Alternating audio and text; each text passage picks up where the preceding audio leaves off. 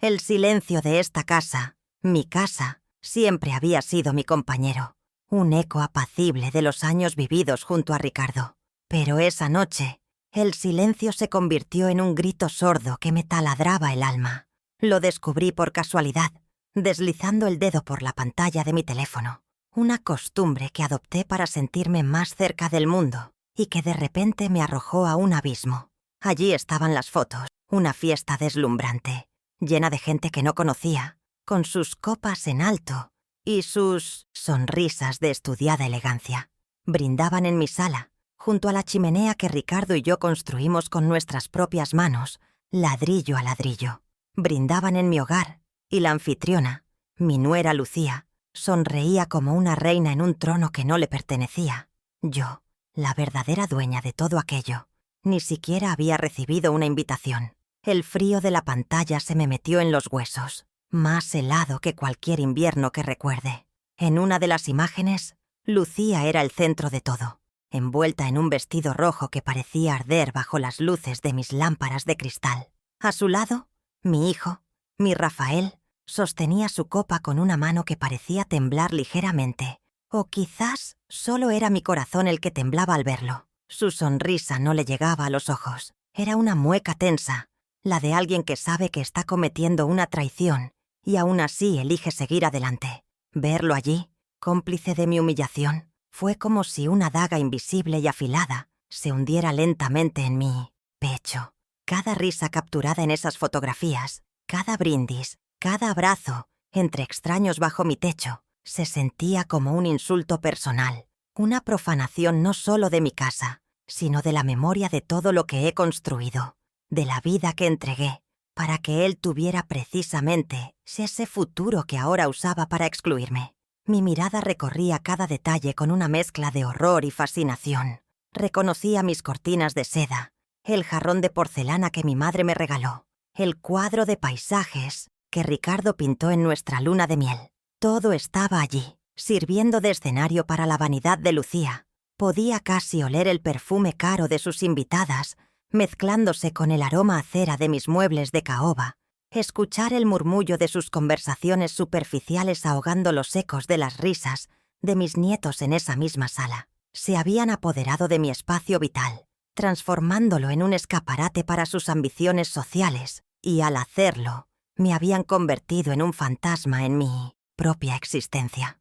Me sentía despojada, no de mis bienes materiales, sino de mi lugar en el mundo, del respeto que se le debe a una madre. El dolor inicial, agudo y punzante, dio paso a una profunda sensación de invisibilidad. No se trataba de un simple olvido, de un despiste en la organización de un evento. Esto era un acto deliberado, calculado. Me habían borrado del mapa de mi propia vida. Entendí que para Lucía, yo era una antigüedad incómoda, un vestigio de un pasado que no encajaba con el brillo y el glamour que tanto anhelaba. Y Rafael, él simplemente se lo había permitido. En ese momento comprendí que el amor incondicional que yo les profesaba era, para ellos, una debilidad que podían explotar. Me habían relegado al cuarto de los trastos viejos, esperando, quizás, que me desvaneciera en silencio sin causar problemas. Pero ¿cómo puede una madre desvanecerse del lugar donde anidan todas sus raíces y todos sus recuerdos más queridos? Pude ver con una claridad meridiana la mano de Lucía detrás de todo. Su ambición era un fuego insaciable, y yo, con mis valores y mi estilo de vida sencillo, era simplemente un obstáculo. Ella quería reescribir la historia de la familia Salazar, presentándose a sí misma y a Rafael como los artífices de un éxito que no les pertenecía, un éxito forjado con el sudor y los sacrificios de Ricardo y míos. Esta fiesta no era una celebración, era una toma de poder, un acto simbólico para mostrarle a su círculo de nuevos ricos quién mandaba ahora. Necesitaba mi casa, el símbolo de nuestro legado, pero no me necesitaba a mí. Yo era la nota discordante en su sinfonía de apariencias, la abuela que recordaba los orígenes humildes que ella tanto se esforzaba por ocultar bajo capas de seda y joyas. Sin embargo, la traición que realmente me desgarraba por dentro era la de Rafael, mi hijo, el niño al que le leía cuentos por la noche, al que cuidé durante fiebres interminables, por cuyo futuro hipotequé mi juventud sin dudarlo un segundo. ¿Cómo pudo quedarse de brazos cruzados? ¿Cómo pudo permitir que su esposa me infligiera una herida tan profunda? Vi en su rostro en las fotos no maldad, sino algo peor: debilidad, una cobardía que le impedía defender a su propia madre frente a las maquinaciones de su mujer. Ese descubrimiento fue más desolador que la propia exclusión. El amor de una madre puede soportar casi cualquier cosa, pero la indiferencia de un hijo es un veneno que se filtra lentamente hasta congelar el corazón. Y mi corazón, en esa noche solitaria, comenzaba a sentirse peligrosamente frío. Pero entonces, algo cambió dentro de mí.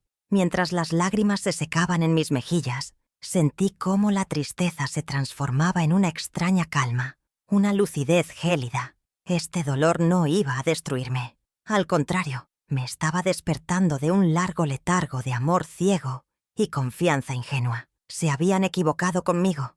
Creyeron que mi bondad era estupidez, que mi silencio era sumisión. No tenían ni la más remota idea de la fuerza que yace dormida en el corazón de una mujer que lo ha dado todo y a la que le han arrebatado la dignidad. No me conocían en absoluto, y mucho menos conocían los secretos que mi amado Ricardo, un hombre mucho más previsor de lo que ellos jamás imaginaron, había dejado bien guardados para protegerme. Apagué el teléfono y la oscuridad de la habitación me envolvió. Pero ya no era una oscuridad asfixiante, sino un manto protector. Me levanté y caminé hacia el retrato de Ricardo que preside el salón. El mismo salón donde hace unas horas extraños reían y bebían. Su mirada en el lienzo parecía transmitirme la fuerza que necesitaba. Le hice una promesa silenciosa, a él y a mí misma. Esto no quedaría así.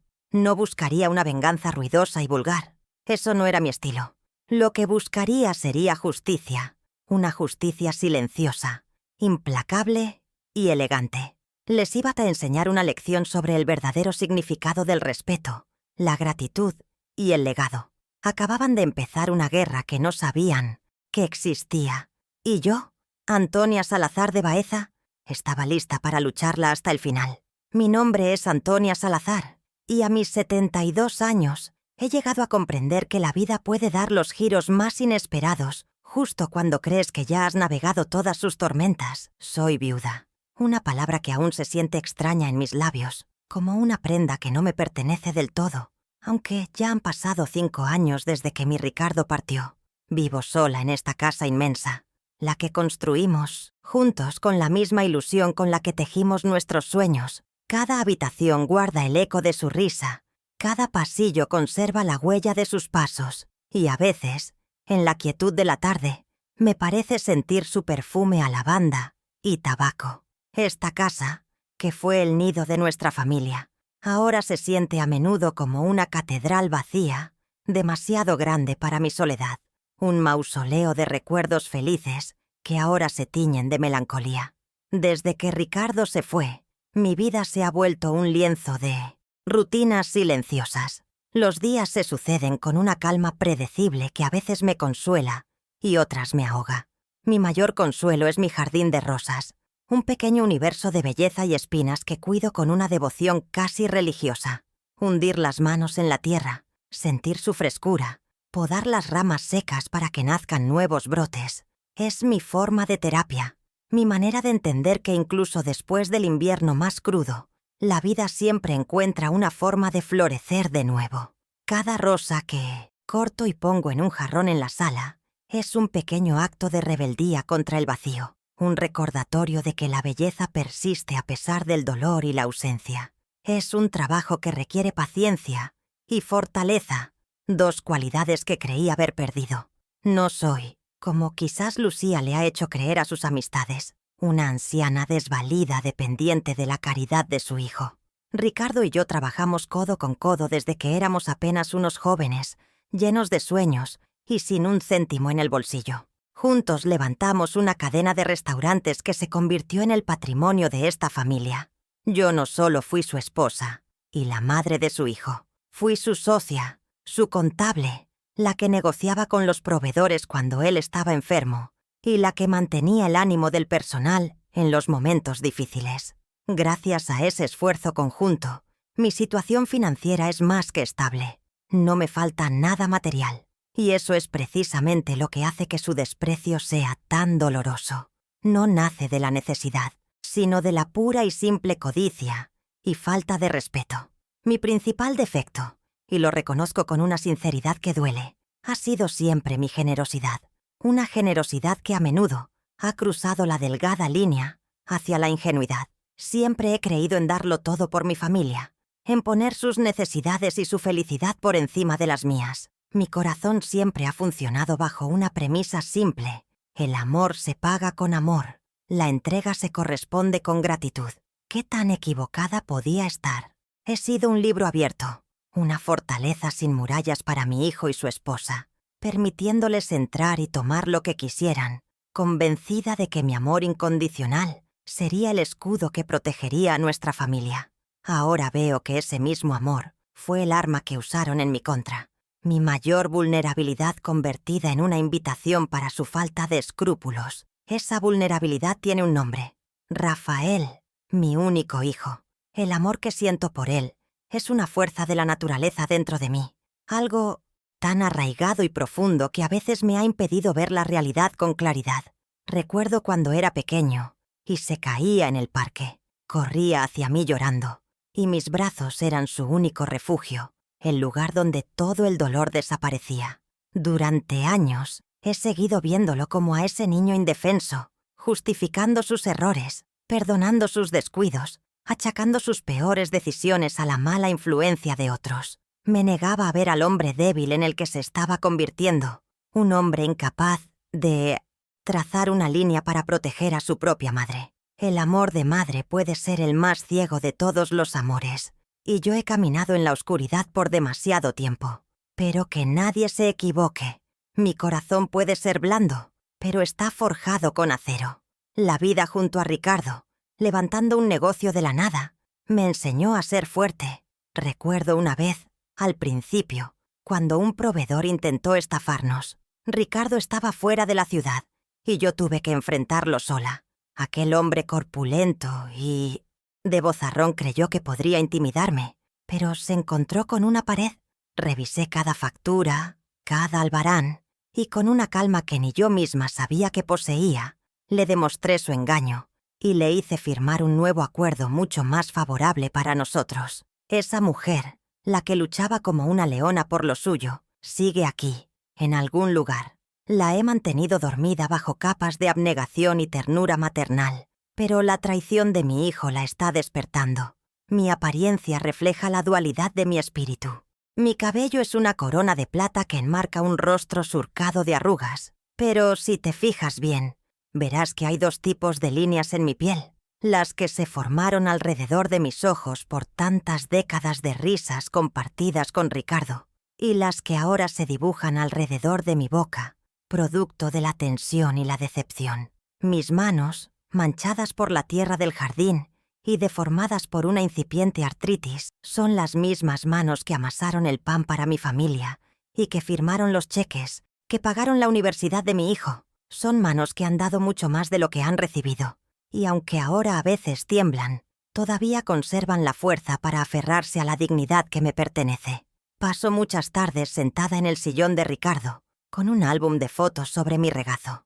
Las imágenes desfilan ante mis ojos como fantasmas de un tiempo más feliz. Rafael en su primer día de colegio. Rafael soplando las velas de su 10º cumpleaños. Rafael el día de su graduación, abrazándome, con una mirada llena de orgullo y gratitud. ¿En qué momento se perdió ese joven?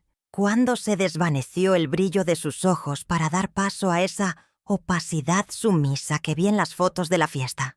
Buscar respuestas en el pasado es un ejercicio doloroso, porque cada fotografía feliz ahora parece una mentira. O peor aún, el prólogo de la traición que estaba por venir. Cada recuerdo se ha convertido en una pequeña astilla clavada en el corazón. Durante 72 años, mi identidad ha estado definida por otros. Fui primero la hija de mis padres, luego la esposa de Ricardo, y finalmente, la madre de Rafael. Siempre he vivido para ellos, a través de ellos. Mi felicidad dependía de su bienestar. Mis logros se medían por sus éxitos. Quizás este dolor insoportable es también una extraña oportunidad, una llamada de atención del destino para que, por primera vez en mi larga vida, aprenda a ser simplemente Antonia. Una mujer con su propia voz, sus propios límites y su propia fuerza. Una mujer que debe rescatarse a sí misma porque ha comprendido, de la manera más cruel, que nadie más lo hará por ella. El camino se presenta solitario y difícil, pero ya no le tengo miedo a la soledad. He aprendido que el hogar no son solo las paredes que te rodean, sino el respeto y el amor que habitan en ellas, y cuando eso se pierde, te sientes como una extraña en tu propio refugio. La fortaleza que una vez fue mi hogar se había convertido en el escenario de mi deshonra, y yo no podía permitirlo. Tenía que reclamar mi espacio, mi historia y, sobre todo, mi dignidad, no solo por mí, sino por la memoria del hombre con el que lo construí todo. Este ya no era solo un asunto de familia, era una cuestión de honor. ¿Y tú? ¿Qué habrías hecho en mi lugar? ¿Alguna vez te has sentido invisible para aquellos a quienes más has dado? Cuéntamelo en los comentarios. Me gustaría leerte. Mi familia se reduce a mi hijo, Rafael, y a mi pequeño nieto, Octavio, un rayo de sol de apenas 6 años, que es la copia exacta de su abuelo Ricardo. Él es la única hebra de pura alegría que me queda en esta vida, aunque verlo se ha convertido en un privilegio que su madre me concede a cuentagotas. Cada vez que Lucía me permite tenerlo en casa, el eco de sus risas infantiles llena los pasillos, y por unas horas, esta vieja casa vuelve a sentirse como un hogar, pero luego se va, y el silencio que deja atrás es aún más pesado, un recordatorio constante de que mi acceso al amor de mi propio nieto depende del capricho de una mujer que apenas me tolera. Rafael, mi hijo, es el puente entre nosotros, pero es un puente frágil, carcomido por la influencia de su esposa. Lucía Villaseñor es una mujer cuya belleza es tan afilada como su ambición. Parece tallada en un material caro y frío, como el mármol de una estatua. Todo en ella es impecable. Su ropa, su peinado, la sonrisa perfectamente calibrada que dedica a la gente que considera importante. Su motivación en la vida es una sed insaciable de estatus, un deseo desesperado de pertenecer a un mundo que la despreciaría si conociera sus orígenes. Para ella, yo soy el ancla que la mantiene atada a un pasado que detesta. Me ve como un mueble viejo y polvoriento en la casa que quiere convertir en su palacio. Una reliquia vergonzosa. Su desprecio no es impulsivo, es estratégico. Cada uno de sus gestos, cada palabra amable en apariencia, es una jugada calculada en su tablero personal de ajedrez social. Rafael, mi Rafael, no siempre fue así. Antes de conocer a Lucía, era un hijo cariñoso, atento. Recuerdo que me llamaba cada día solo para preguntarme cómo estaba, para contarme alguna anécdota de su trabajo. Pero desde su boda, su voz al teléfono ha cambiado. Las llamadas se espaciaron, se volvieron un trámite. A menudo, cuando hablamos, puedo escuchar la voz de Lucía de fondo, susurrándole, dirigiéndolo. Dile a tu madre que... Pregúntale a tu madre si... Poco a poco, dejó de tener sus propias opiniones para convertirse en el portavoz de las de su esposa. No es un hombre malo, o al menos me aferro a esa idea. Es un hombre débil, atrapado en una telaraña de manipulación, que ha elegido la comodidad de la sumisión en lugar de la difícil tarea de ser un hombre justo y leal a su propia sangre. La tensión entre Lucía y yo no explotó de la noche a la mañana. Fue un veneno que se fue inoculando lentamente, gota a gota. La primera vez que sentí su aguijón fue poco después de que se mudaran a vivir conmigo, temporalmente, según dijeron. Una tarde, mientras yo limpiaba la platería de la abuela, ella se acercó y con esa dulzura artificial que la caracteriza, comentó lo anticuada que se veía la decoración. «Antonia, querida», me dijo, «esta casa tiene un gran potencial, pero necesita un aire nuevo, más moderno».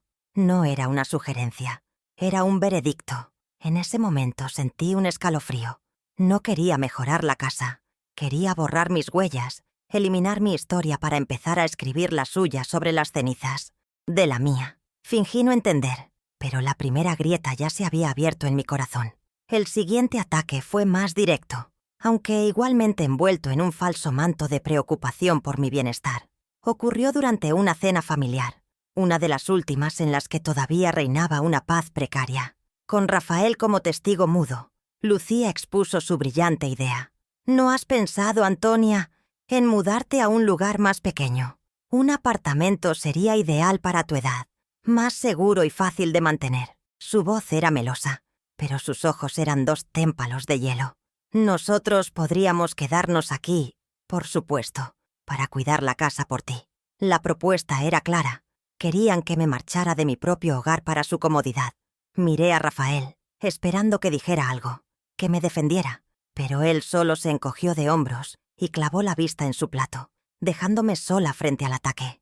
Mi nieto Octavio se convirtió, sin saberlo, en su herramienta de manipulación más efectiva. Si yo accedía a alguno de sus caprichos, como prestarle mi coche o darle dinero para alguna de sus extravagancias, entonces me premiaba con una tarde junto al niño. Si, por el contrario, osaba poner algún límite o expresar mi desacuerdo en algo, Octavio de repente tenía mucha tarea o estaba un poco resfriado y no podía venir a visitarme. Me partía el alma, porque el castigo no era solo para mí, sino también para el niño, que siempre preguntaba por su abuela. Lucía estaba usando el amor más puro que existe, el de una abuela por su nieto, como una vulgar moneda de cambio para conseguir sus fines, y eso, para mí, era cruzar una línea moral imperdonable. Con el tiempo llegué a entender la raíz de su resentimiento. Lucía venía de una familia muy humilde, un hecho que se esforzaba obsesivamente por ocultar. Yo, sin pretenderlo, era un espejo de esa autenticidad que ella había perdido, o quizás nunca tuvo. Yo representaba el trabajo duro, el empezar desde cero, la historia de un legado construido con esfuerzo y no con apariencias. Odiaba mi pasado porque le recordaba el suyo. Su necesidad de rodearse de lujo y de gente influyente era una coraza para proteger su propia inseguridad. Su miedo a que alguien descubriera que la sofisticada señora de Salazar era, en el fondo, una impostora. Despreciarme a mí, borrar mi influencia, era una forma desesperada de borrar las partes de sí misma que no podía soportar. Así que la situación actual, la fiesta a mis espaldas, no fue una sorpresa total, sino más bien la crónica de una humillación anunciada. Durante años he vivido en un estado de guerra fría dentro de mi propia casa. Una batalla silenciosa librada con indirectas, manipulaciones emocionales y un desprecio cada vez menos disimulado. Ellos creían que yo era una reina anciana y destronada, viviendo de la gloria de un reino pasado, sin darse cuenta de que la verdadera soberana nunca había abdicado. Simplemente estaba observando, esperando, acumulando cada ofensa, cada lágrima, cada desplante. Y ahora, esa acumulación había alcanzado su límite. El tablero estaba dispuesto y, aunque ellos no lo supieran, me tocaba mover ficha. Cuando miro mis manos, no veo las manos de una señora de mi edad. Veo un mapa de mi vida, un relieve de venas y arrugas que cuenta la historia de cada plato que serví, de cada factura que pagué, de cada lágrima de cansancio que me sequé en el delantal. Ricardo y yo no empezamos con nada más que un sueño modesto: tener un pequeño restaurante que nos diera para vivir con dignidad y asegurar el futuro de nuestro hijo.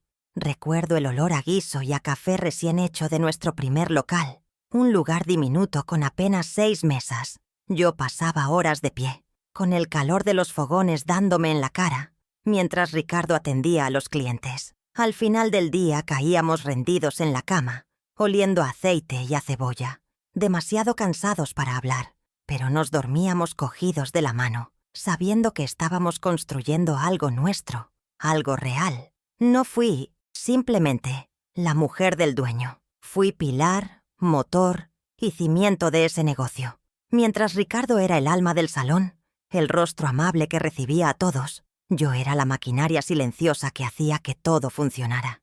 Llevaba la contabilidad en un viejo cuaderno de anillas, negociaba los precios de la carne y las verduras hasta el último céntimo, fregaba los suelos de madrugada cuando el último empleado se había ido y, por supuesto, atendía la caja registradora con una sonrisa, aunque mis pies estuvieran hinchados y mi espalda me matara.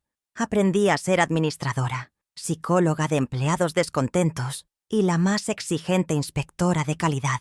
Cada ladrillo de ese imperio que hoy financia los lujos de Lucía está pegado con el cemento de mi sudor y mi esfuerzo anónimo. Los sacrificios eran nuestro pan de cada día.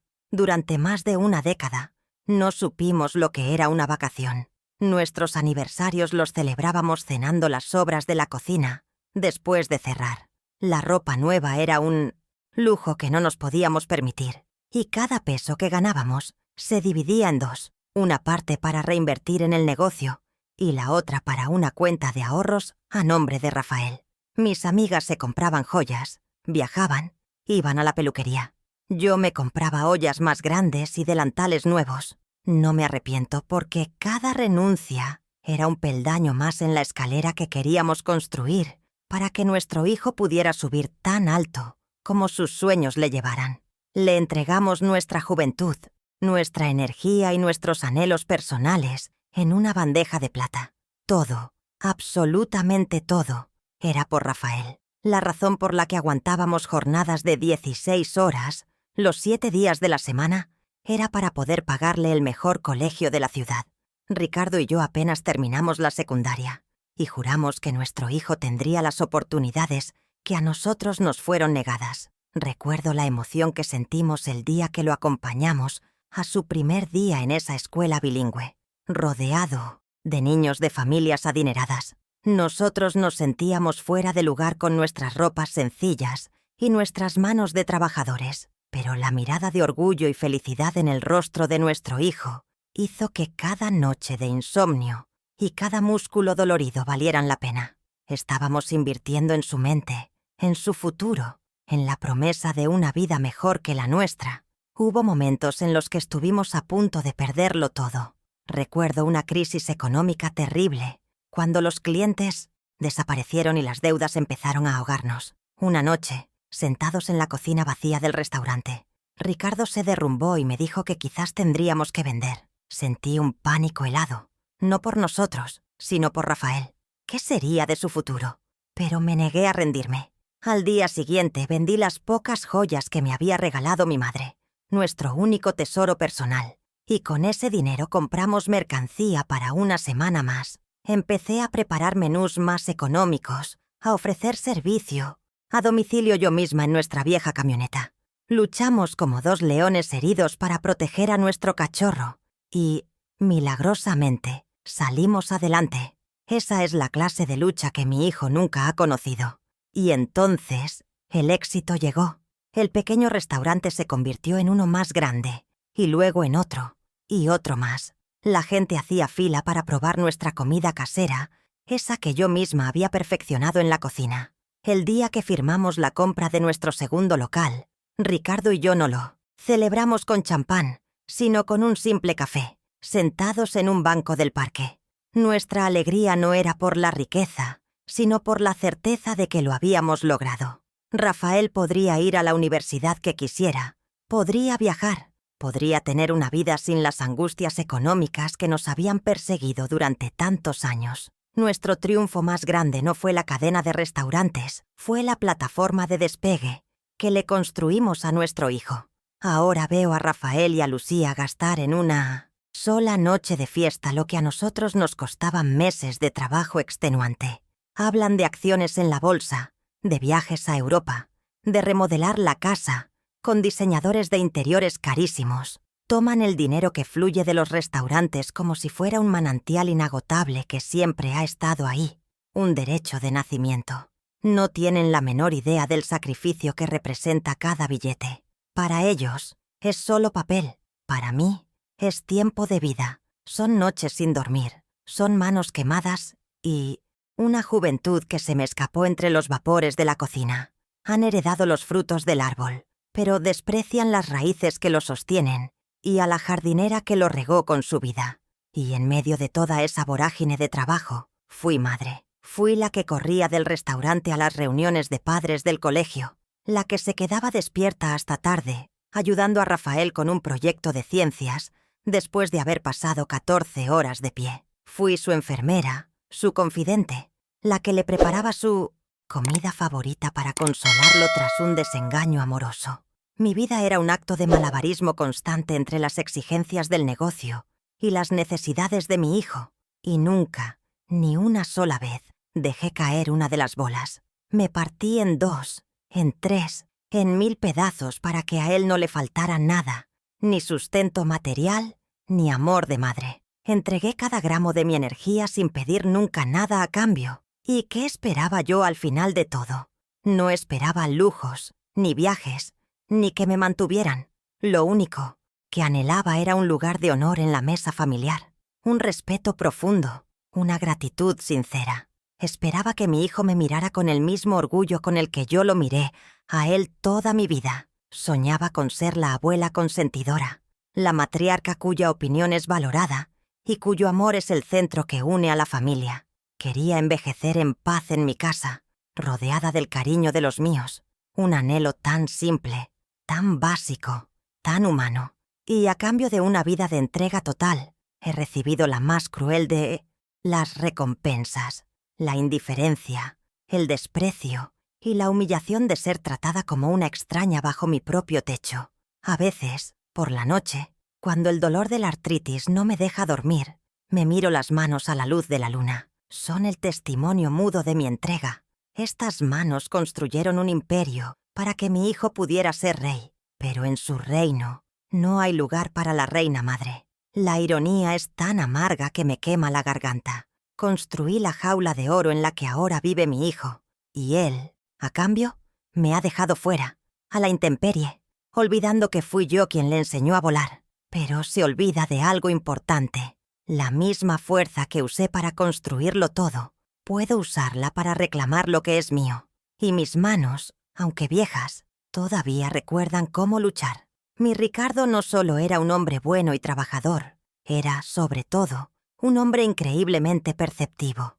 Tenía una habilidad especial para leer a las personas, para ver más allá de las sonrisas y las palabras amables. Mientras yo tiendo a ver lo mejor en los demás, él siempre mantenía una prudente distancia, observando, analizando en silencio. Recuerdo que a menudo me decía, con esa calma que lo caracterizaba: «Antonia, el corazón es para sentir, pero la cabeza es para proteger al corazón». Yo, en mi ingenuidad, a veces pensaba que era demasiado desconfiado, pero ahora comprendo que su desconfianza no era más que una forma de amor, un instinto protector que se extendía a todo lo que habíamos construido. Y, especialmente, a mí. Él veía las grietas en los cimientos mucho antes de que el edificio empezara a temblar. Desde el primer día que Rafael nos presentó a Lucía, noté en Ricardo una reserva que nunca verbalizó del todo. Por el amor que le tenía a nuestro hijo, siempre fue cortés y amable con ella. La acogió en la familia como era debido. Sin embargo, en la intimidad, a veces yo lo sorprendía mirándola con una expresión indescifrable, una mezcla de análisis y preocupación. Una vez, después de que Lucía hablara con entusiasmo sobre sus planes de escalar socialmente, Ricardo me dijo en voz baja mientras lavábamos los platos: «Ten cuidado con la gente que tiene más ambición que gratitud, Antonia. Suelen dejar un rastro de corazones rotos a su paso». En aquel momento no le di importancia a sus palabras. Hoy resuenan en mi cabeza como una profecía que no supe escuchar a tiempo. Ahora que el dolor me ha quitado el velo de los ojos, empiezo a recordar cosas que mi mente había guardado en un cajón polvoriento. Recuerdo con una nitidez abrumadora una tarde gris, pocos meses antes de que Ricardo enfermara gravemente. Insistió en que lo acompañara al despacho de su abogado y mejor amigo, Emilio Carranza. El lugar olía a papel antiguo y a cuero, un aroma a seriedad y a cosas importantes. Mientras Emilio nos servía café, Ricardo sacó unos papeles y me tomó la mano. Su piel estaba más fría de lo normal. Me dijo que quería hacer unos cambios en su testamento, solo para estar seguros, para dejar todo bien atado. Yo me resistí. No quería hablar de esas cosas, pero él insistió con una firmeza inusual, casi solemne. No recuerdo todos los detalles legales de aquel día. Mi mente estaba demasiado ocupada negando la posibilidad de un futuro sin él. Pero sí recuerdo sus palabras exactas cuando me explicó el porqué de aquellos cambios. Me miró fijamente a los ojos, y su voz, Aunque cansada, no admitía dudas. Esto es para protegerte a ti, Antonia, para que, pase lo que pase, tu dignidad y tu lugar en esta casa y en esta familia sean intocables. Eres y siempre serás la dueña y señora de todo lo que hemos construido. Y quiero asegurarme de que nadie, absolutamente nadie, pueda olvidarlo jamás. Había un énfasis especial en la palabra nadie. Ahora entiendo que no se refería a extraños, sino a la posibilidad de que la amenaza viniera desde dentro de nuestra propia familia. Antes de irnos, Ricardo se quedó a solas unos minutos con Emilio. Cuando salió, me abrazó y me susurró al oído algo que en su momento me pareció una simple muestra de afecto, pero que ahora se revela como una instrucción crucial. Emilio lo sabe todo. Es el guardián de mi voluntad, el albacea no solo de mis bienes, sino de mi promesa de protegerte. Si alguna vez te sientes acorralada, si alguna vez sientes que te faltan al respeto en tu propia casa, no dudes ni un segundo. Llama a Emilio. Él sabrá exactamente qué hacer. Confía en él como has confiado siempre en mí. Me dio una carpeta con una copia de los documentos y me dijo que la guardara en un lugar seguro. Una carpeta que no he vuelto a abrir desde su muerte. Hasta ahora. Esa noche, tras ver las fotos de la fiesta, la memoria de aquella tarde en el despacho de Emilio Carranza volvió a mí como un relámpago en la oscuridad.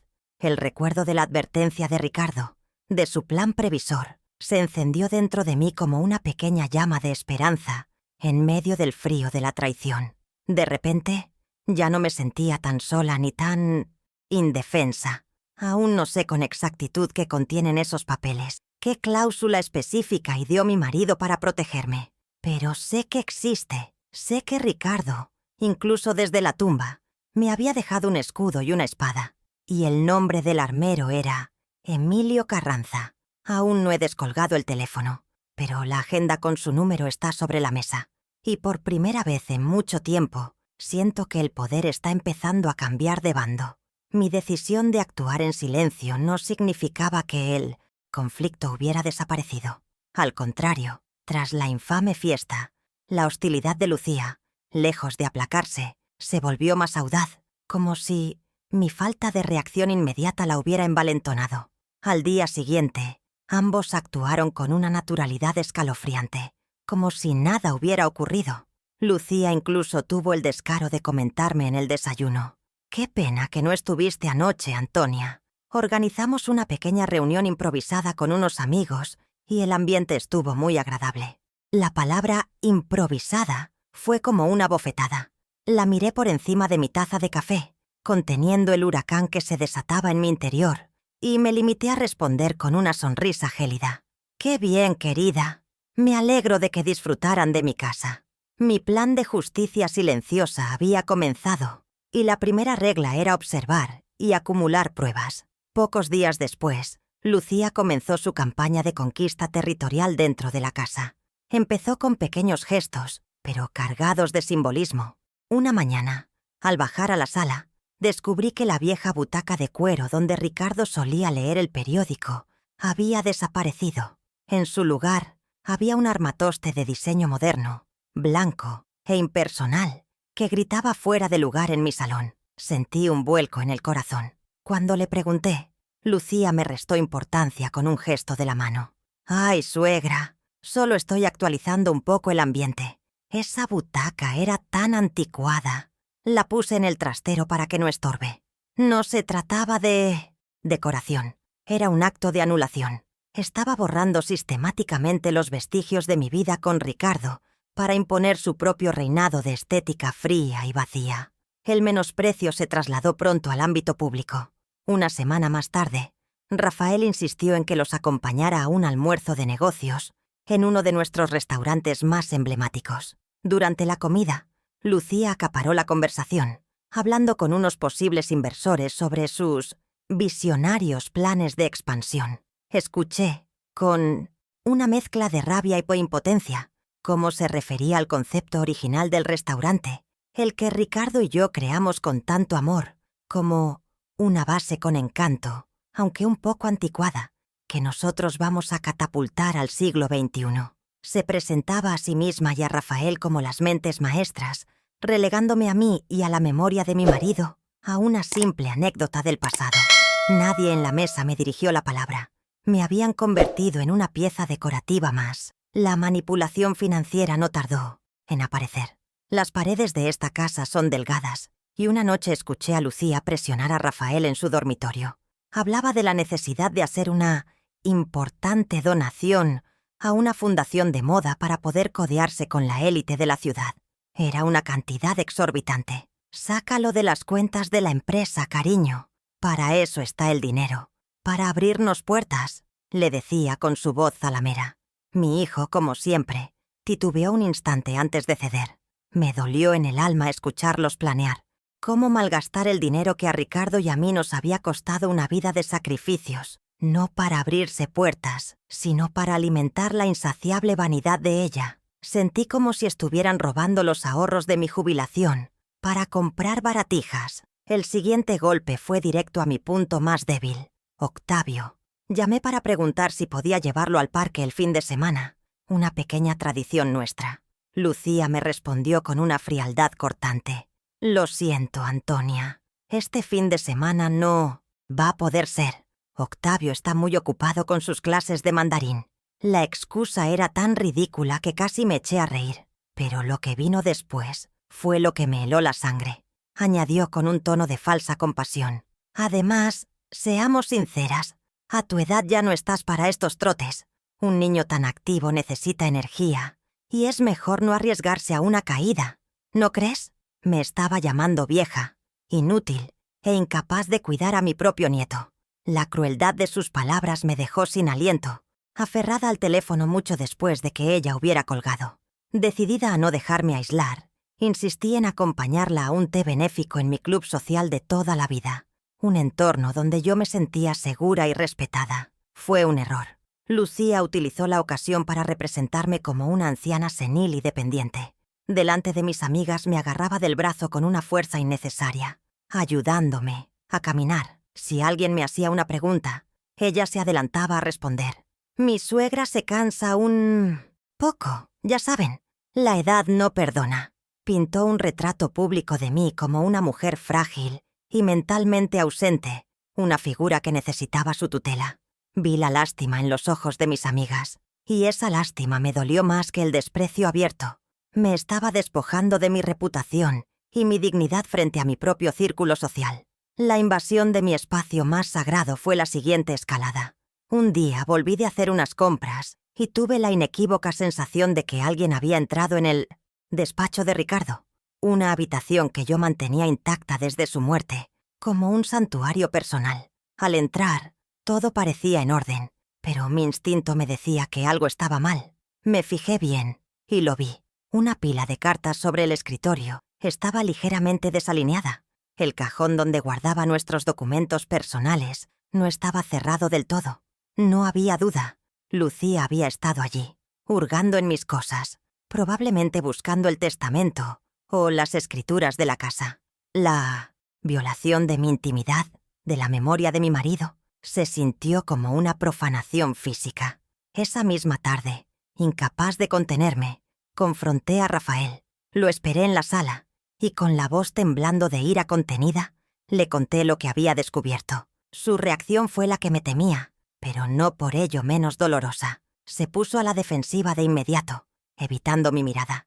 «Mamá, por favor, no empieces a imaginar cosas. Estás exagerando. Seguramente Lucía solo entró a buscar un bolígrafo o un sobre». La facilidad con la que mintió para protegerla, la forma en que invalidó mi angustia y me trató como a una histérica, me rompió el corazón en un nuevo pedazo.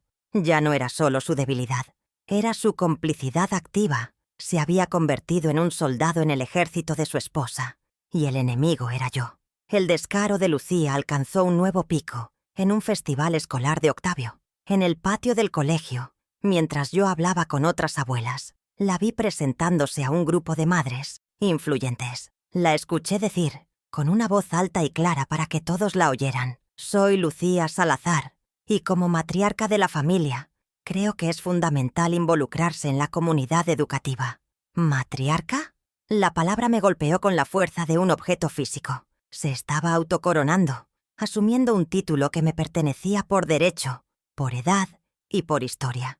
Me estaba borrando del árbol genealógico en tiempo real, presentándose como la nueva y flamante cabeza de una familia cuyo verdadero pilar estaba a pocos metros de distancia, observando la farsa con el corazón encogido. Fue entonces cuando empezaron a hablar abiertamente de vender la casa. Ya no eran insinuaciones, sino un plan en marcha que discutían delante de mí como si yo fuera sorda o invisible. Rafael y yo hemos estado viendo unos áticos impresionantes en el centro, dijo Lucía una noche durante la cena. Vender esta casa sería una decisión financiera muy inteligente. Es demasiado grande, demasiado vieja. Con el dinero podríamos invertir en algo mucho más rentable y moderno. Hablaba del hogar de mi vida, del refugio de mis recuerdos, como si fuera una simple acción en la bolsa, un activo del que había que deshacerse. Ni siquiera me preguntaron mi opinión, simplemente me comunicaron la sentencia de muerte de mi hogar. Por primera vez en mucho tiempo, mi voz salió con una firmeza que hasta a mí me sorprendió. Dejé los cubiertos sobre el plato y los miré a ambos. Esta casa no se vende, es mi hogar y, mientras yo viva, no se tocará. El silencio que siguió fue denso, pesado. Rafael bajó la vista, como siempre, pero Lucía me sostuvo la mirada, y en sus ojos vi un destello de furia fría. «Legalmente», siseó. «Esta casa será de Rafael algún día. Nosotros solo estamos planeando el futuro. Es algo inevitable». La amenaza ya no estaba velada. Me estaba diciendo, en mi propia cara, que mi tiempo se había acabado y que mi voluntad ya no importaba en absoluto. Para intentar aislarme por completo, organizaron una cena con algunos parientes lejanos. En medio de la velada, Rafael, empujado por una mirada de Lucía, anunció sus planes de modernizar el patrimonio familiar. Explicó, con palabras que claramente no eran suyas, que la venta de la casa era el primer paso de una estrategia para optimizar los activos. Buscaban el apoyo de la familia para acorralarme, para hacerme parecer una anciana testaruda que se oponía al progreso.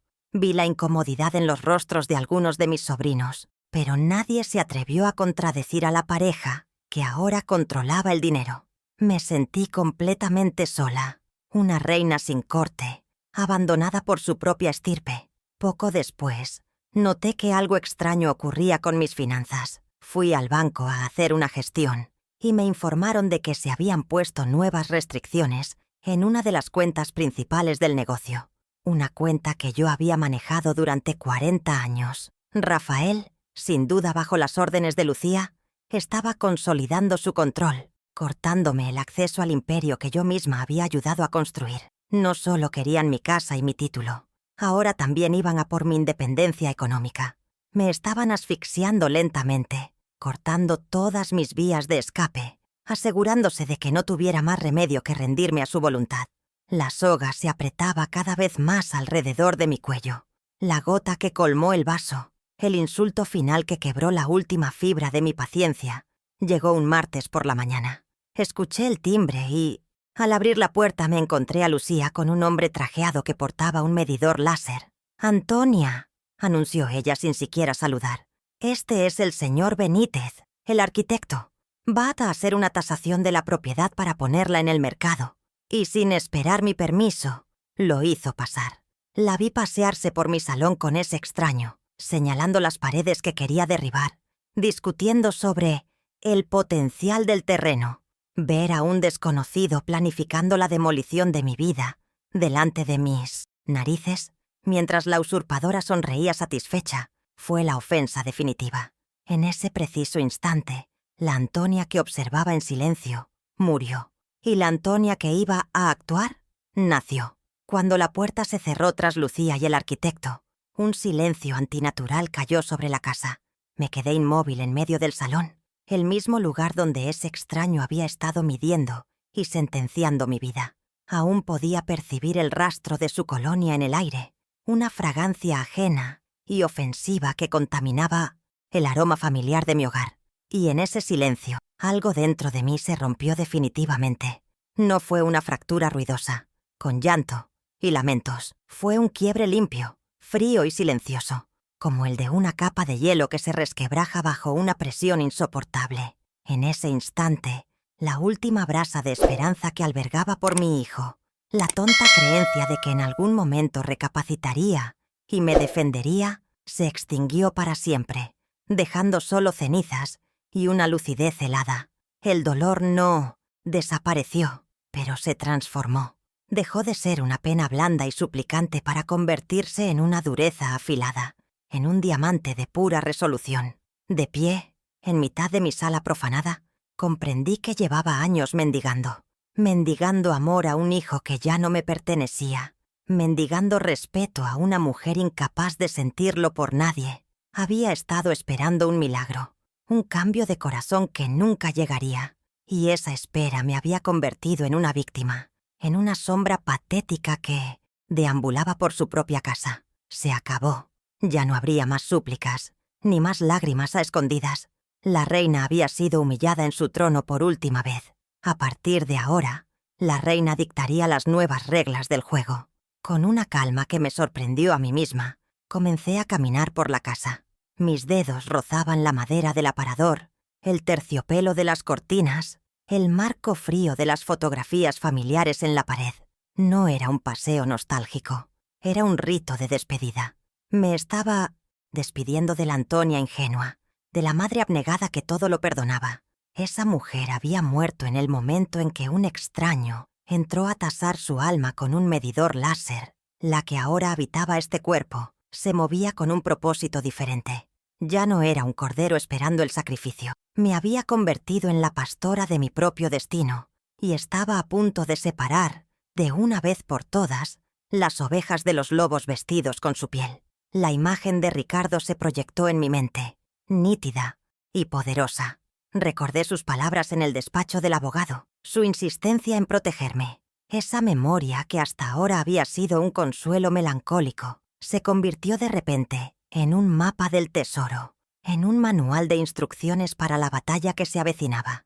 La previsión de mi marido ya no era un simple gesto de amor, era un arma estratégica que me había legado.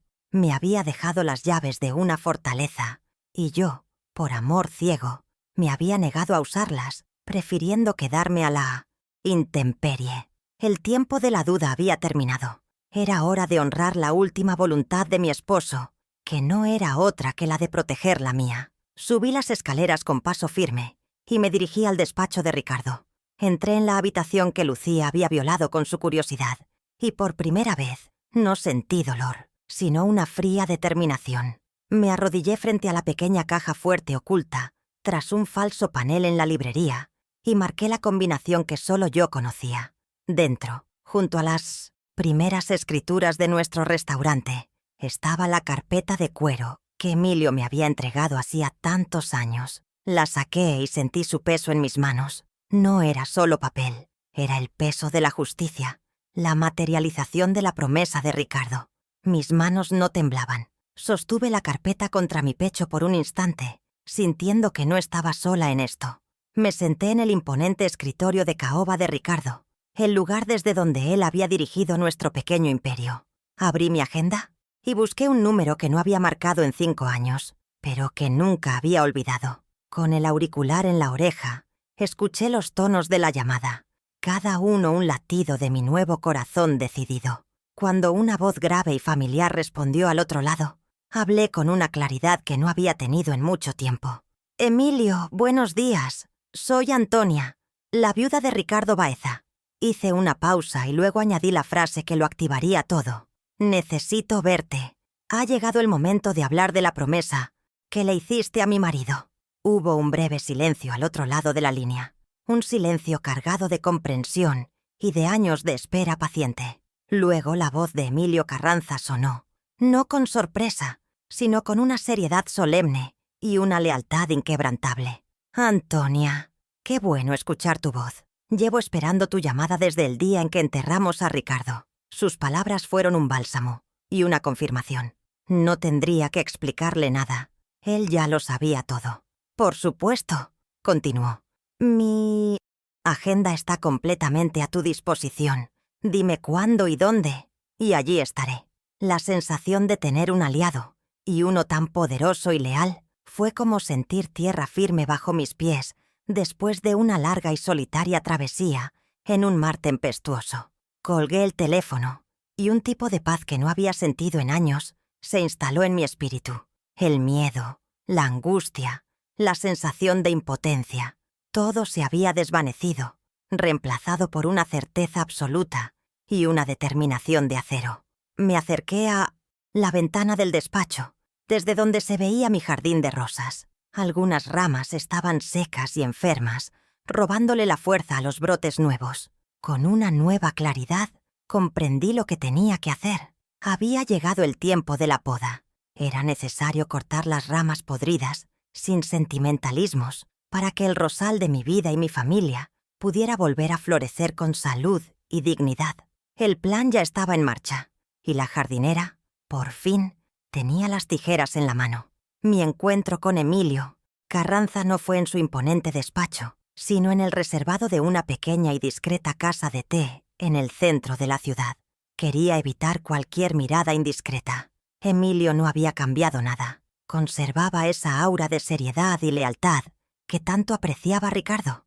Tras pedir 2 tés, fue directo al grano. Abrió su maletín de cuero y extrajo un documento encuadernado. Era el testamento de Ricardo. Con una paciencia infinita, me leyó y me explicó la cláusula que yo había olvidado. Era una obra de arte de la previsión legal. En resumen, la propiedad de la casa era mía, incondicional e intransferible en vida. Y más importante aún, el control mayoritario de las acciones de la empresa solo pasaría a Rafael de forma efectiva si él garantizaba, a satisfacción de un comité de supervisión encabezado por Emilio, mi bienestar, dignidad y respeto. Si esa condición se violaba, la administración volvía a un fideicomiso controlado por Emilio, en mi nombre. El poder siempre había sido mío. Norta.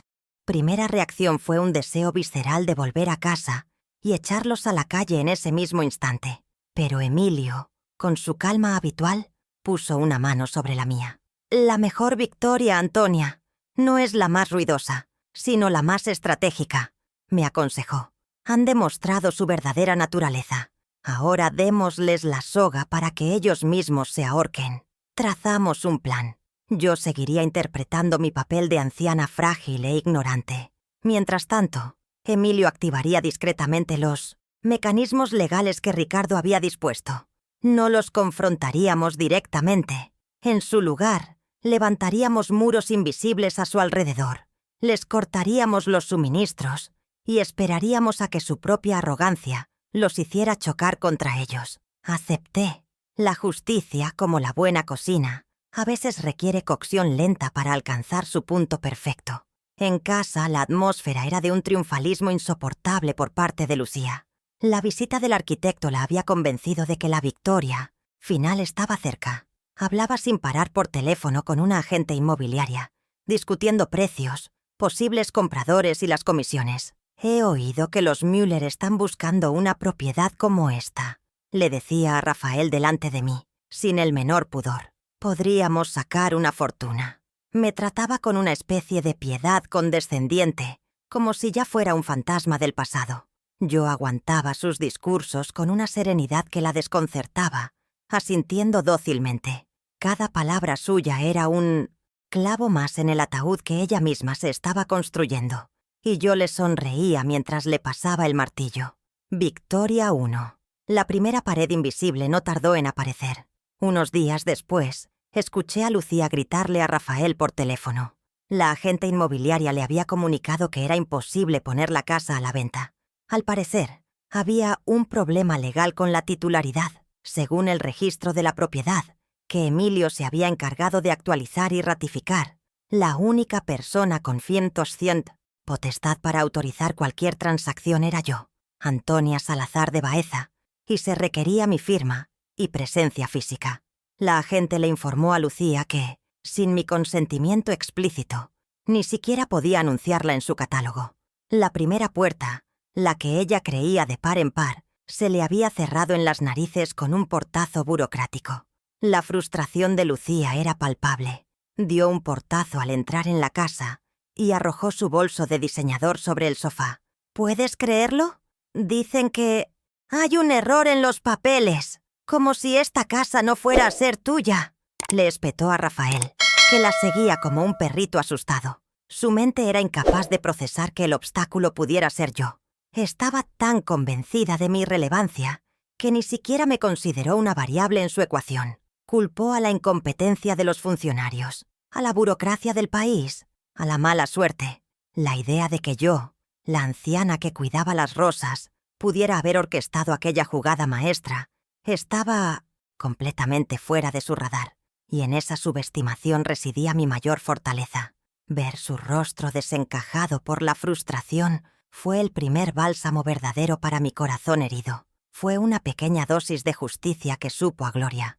Me demostró que el plan estaba funcionando y que, por primera vez, yo tenía el control del tablero.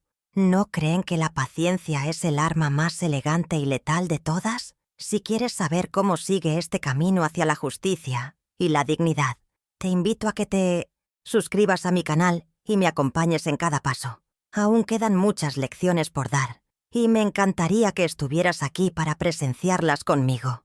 Animada por esta primera victoria, dimos el siguiente paso. El plan de Lucía y Rafael no era solo vender la casa, sino también desviar una suma considerable de dinero del negocio para financiar su lujoso estilo de vida, mientras esperaban al comprador. Con la excusa de un proyecto de modernización de la marca, Rafael fue al banco para autorizar una transferencia a su cuenta personal. Era una cantidad que habría hecho que a Ricardo le diera un infarto. Fue con la misma arrogancia de siempre, asumiendo que su firma era la única ley en el Imperio Salazar. Pero allí le esperaba la segunda pared invisible. Victoria II, el director del banco, un viejo amigo de la familia al que Emilio ya había puesto sobre aviso, denegó la operación. Le informó a Rafael, con un pesar muy bien fingido, que las nuevas directrices del Consejo de Administración del Fideicomiso Familiar, activadas recientemente según las cláusulas testamentarias del señor Baeza, exigían un nuevo protocolo. Cualquier movimiento de capital que superara una cifra modesta requería ahora la aprobación unánime en una junta, con la firma indispensable de 3 personas, la de Rafael, la del albacea del fideicomiso, Emilio Carranza, y la mía. De repente, el cajero automático ilimitado del que habían estado disfrutando se había quedado sin fondos. Esta vez fue Rafael quien volvió a casa con el rostro pálido. La arrogancia había desaparecido, reemplazada por una genuina expresión de pánico. Era la primera vez que veía el miedo en sus ojos. Se acercó a mí mientras yo regaba las rosas en el jardín, tratando de parecer casual. «Mamá, ¿tú sabes algo de un problema con las cuentas de la empresa? En el banco dicen que hay nuevas reglas». Lo miré con la mayor inocencia que pude fingir, secándome las manos en el delantal. «Ay, hijo mío, ¿qué voy a saber yo de esos líos? ¿De papeles? Yo solo entiendo de flores. Quizás deberías hablar con Emilio, el abogado de tu padre. Él siempre se encargaba de esas cosas». Y al decir eso, le di la espalda y seguí podando una rama seca, sintiendo su mirada confundida clavada en mi nuca. Ahora el pánico era un inquilino más en la casa. La confusión se había instalado en sus rostros. Sus 2 principales fuentes de poder y riqueza, la casa y el flujo de dinero de la empresa, habían sido bloqueadas por una fuerza invisible y burocrática que no lograban comprender. Empezaron a discutir entre ellos, susurrando con acritud por las noches. Lucía acusaba a Rafael de ser un inútil, y él la acusaba a ella de haberlo presionado demasiado. Su alianza, construida sobre la base de la codicia, empezaba a resquebrajarse bajo la presión. Aún no sospechaban de mí, pero la paranoia se había apoderado de ellos. Sabían que algo o alguien se estaba moviendo en las sombras, y eso los aterrorizaba. Yo, mientras tanto, observaba su desconcierto y sentía cómo cada día me hacía más fuerte. Mi tristeza se había evaporado, dejando en su lugar una energía y una claridad que creía perdidas para siempre. Fue en una de esas noches de tensión que escuché a Lucía urdir su último y más desesperado plan. Decidió que la mejor forma de asegurar su posición era seguir adelante con la organización de un gran evento benéfico en la casa. Un baile de gala. Su razonamiento era que, si lograba deslumbrar a la alta sociedad, encontraría un comprador privado para la casa, alguien tan rico que pudiera saltarse las agencias y los problemas burocráticos. Al escucharla, una sonrisa se dibujó en mi rostro. Sin saberlo, mi querida nuera estaba construyendo con sus propias manos el escenario perfecto para su gran caída. El telón estaba a punto de levantarse para el acto final. La noche de la gala, mi casa se había transformado en un escenario irreconocible. Luces de colores teñían la fachada, una alfombra roja cubría la entrada y una orquesta de cámara tocaba en el jardín donde yo solía podar mis rosas. Desde la ventana de mi dormitorio, observaba la llegada de los coches de lujo, de los que descendían hombres con smoking y mujeres envueltas en sedas y joyas. Era el gran momento de Lucía, la culminación de todos sus anhelos de grandeza.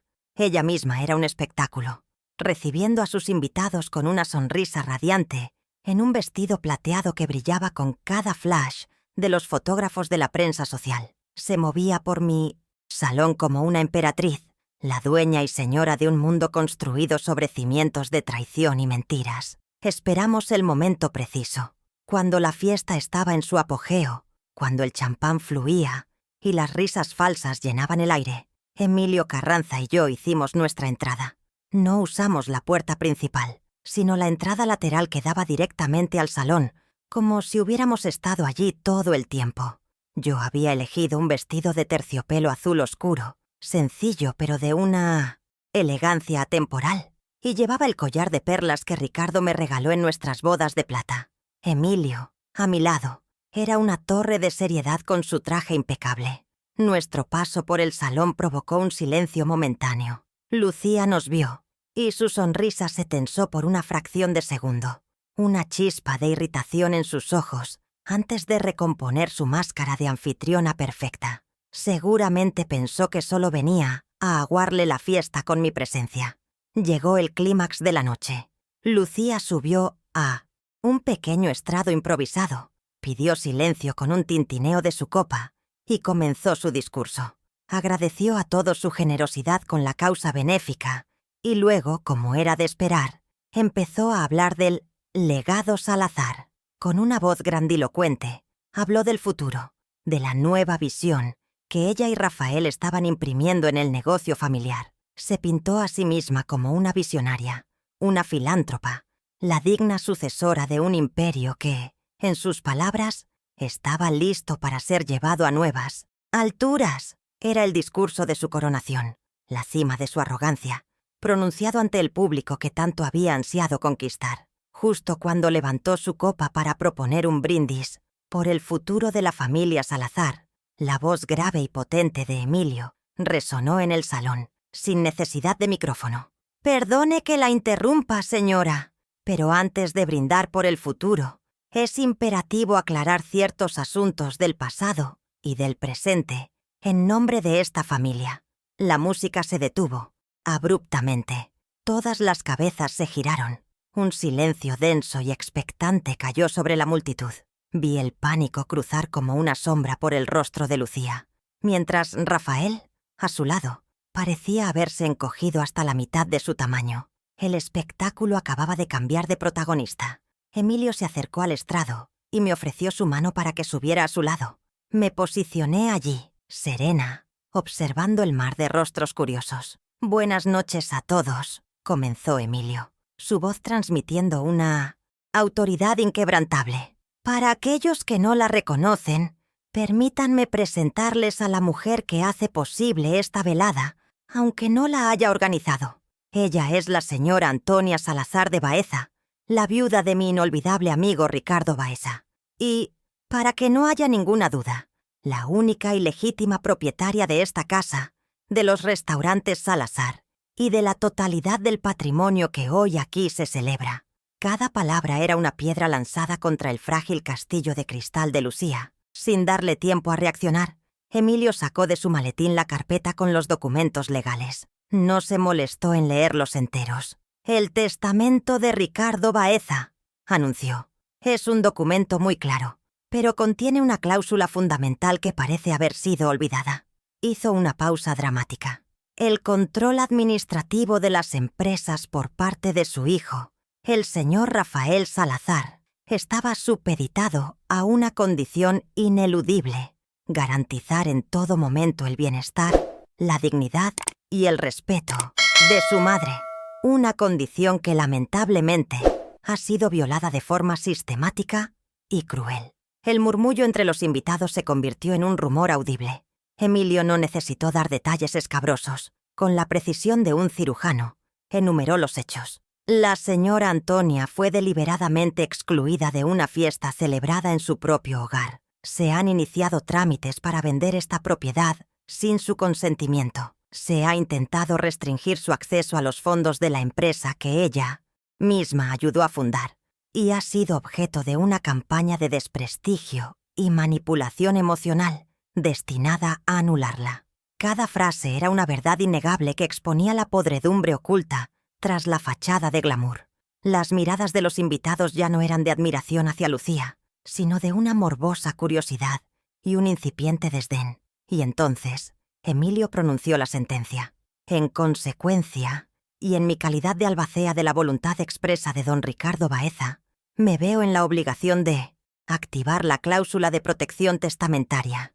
A partir de este mismo instante, el señor Rafael Salazar queda relevado de toda función administrativa en las empresas Salazar, cuyo control pasa a un fideicomiso gestionado en nombre de la señora Antonia. Adicionalmente, y aquí su voz se volvió aún más firme, dado que ambos ocupan esta residencia en contra de la voluntad de su dueña, se les notifica formalmente que disponen de un plazo de 30 días naturales para desalojar el inmueble. El silencio fue atronador.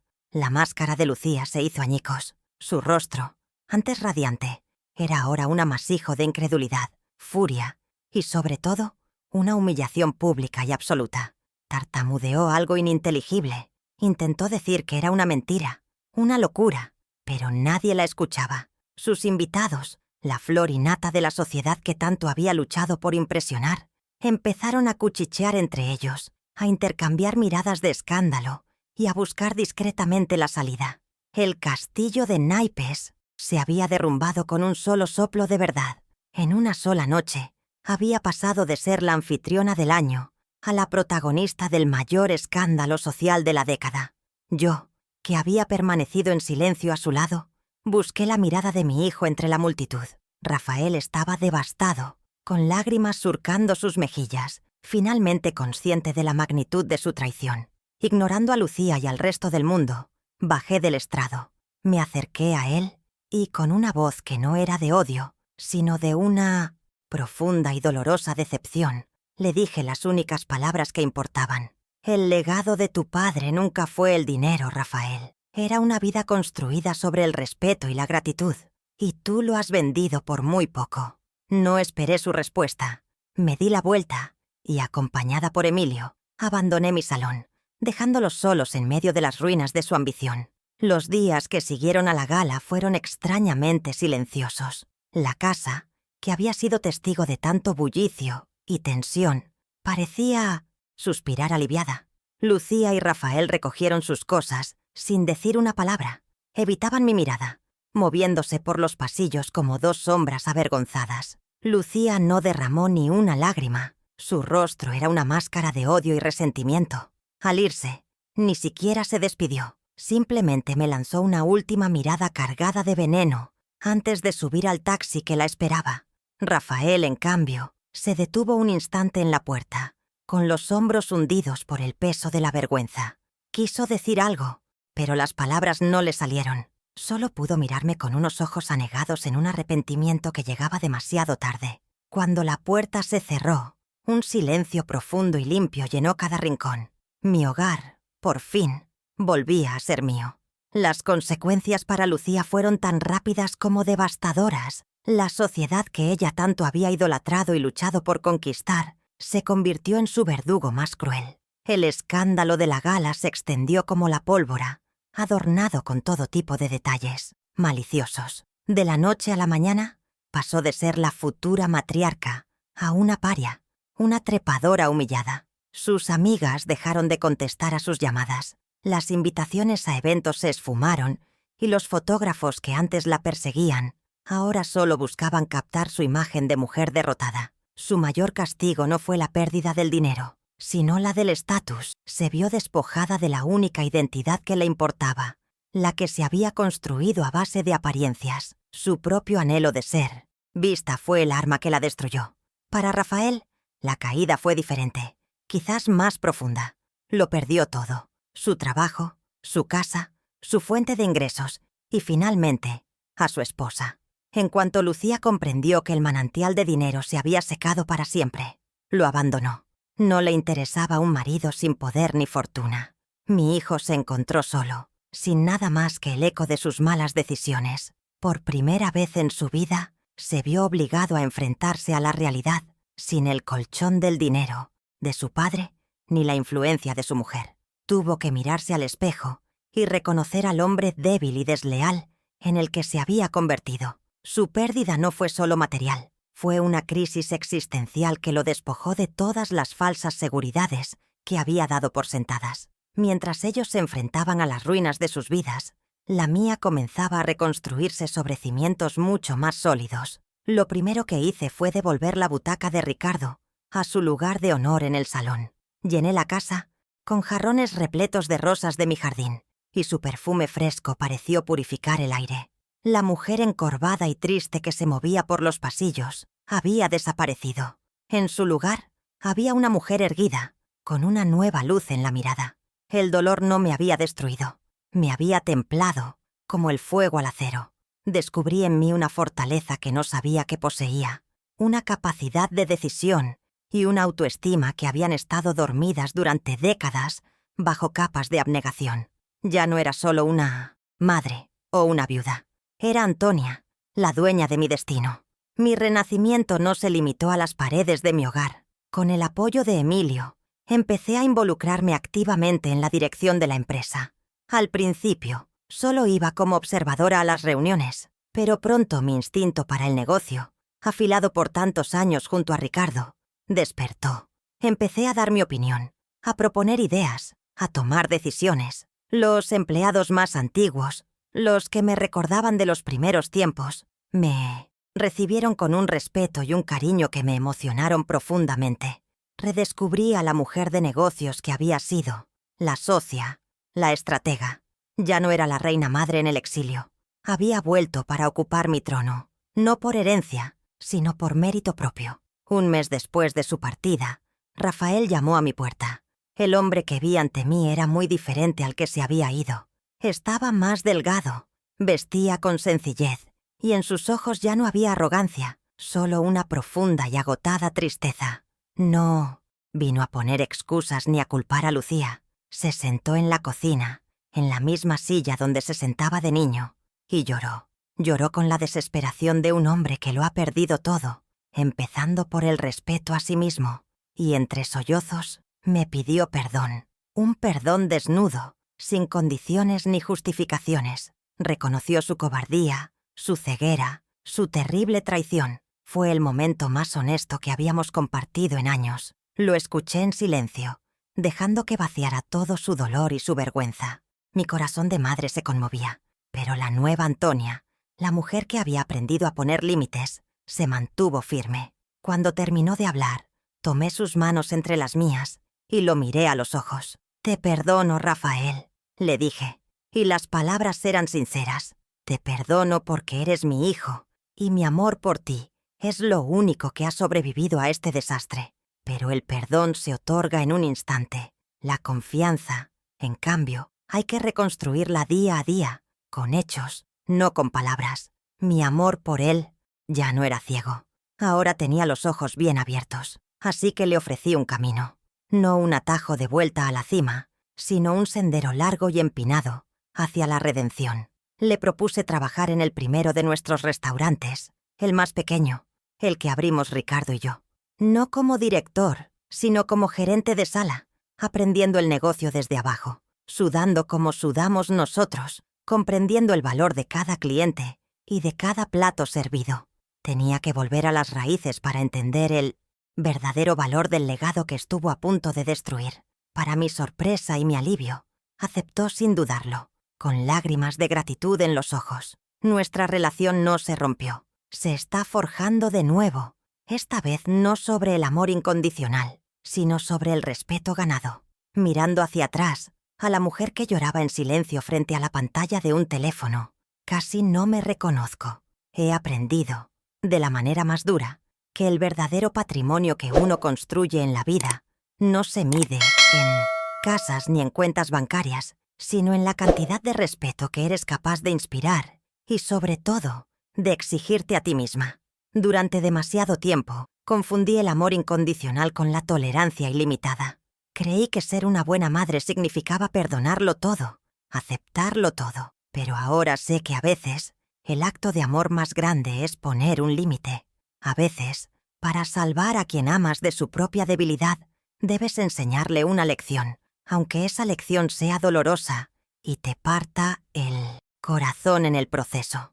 Mi familia hoy es más pequeña, pero infinitamente más real. Mi nieto Octavio corre por los pasillos con la libertad que nunca debió perder, y sus risas son la verdadera música de esta casa.